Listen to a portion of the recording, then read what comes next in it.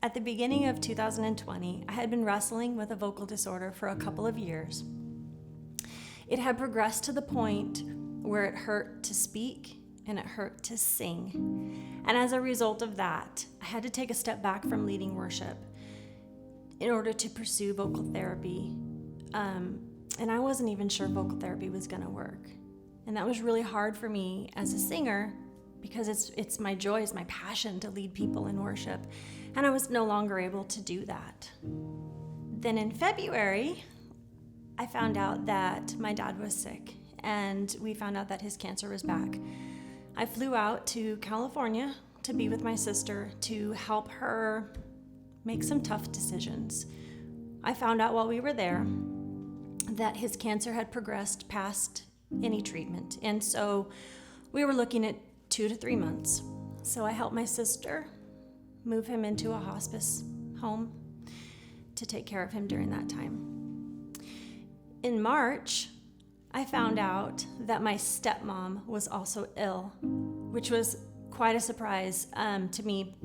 When I had been out there in February, I'd visited with her and she seemed well. On March 14th, I found out that my dad had passed away. And just 3 hours later, I got a phone call that my stepmom had also passed away. And I was shocked. I was shocked that it happened on the same day. And I was just really sad. Just days after my dad and stepmom had passed away, the world shut down. There was a global pandemic. We were now all quarantined. The kids were home from school, and we were in the toughest season that our family had known and in the toughest season that the world had known. So after my dad and my stepmom had passed away, I began to settle their estate. And just as I was getting ready to put our childhood home on the market to sell it, I got a call that my mom was in the hospital. I flew back out to California, and just 72 days after I had said goodbye to my dad and my stepmom, I found myself in the hospital saying goodbye to my mom. I remember standing in my bathroom and my husband comes in and he says, "You need to think about seeing someone, talking to someone about this, because this might be more than you can handle on your own."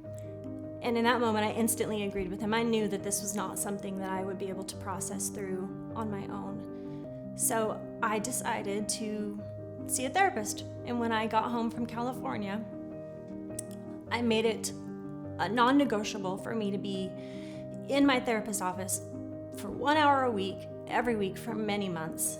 Going to therapy was so good for me. I learned so much about myself. I learned that just because I have anxiety doesn't mean I can't manage it. I learned I have tools now to manage my anxiety. I have different ways of thinking than I had before about anxiety.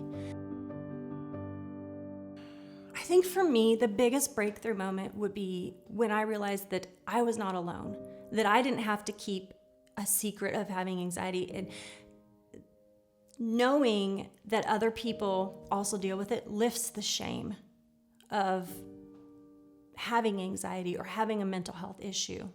During this process, I saw God's provision, and He provided the right people at the right time, and He provided the open door, and all I needed to do was walk through it. I felt God's presence with me, and when I look back on that year of my life, I can see God's hand. I can see that He was with me and He was guiding me. There were moments it didn't feel like that for sure, but as I look back, I realize even in those moments, He was there. All I had to do was look and see. So in the world that we live in, I feel like there's a stigma when it comes to mental health. And it feels like there's shame attached to it. And what I would say is that there's not. There's no shame in getting help. There's no shame in seeking therapy to better yourself. And I'm so glad that I did.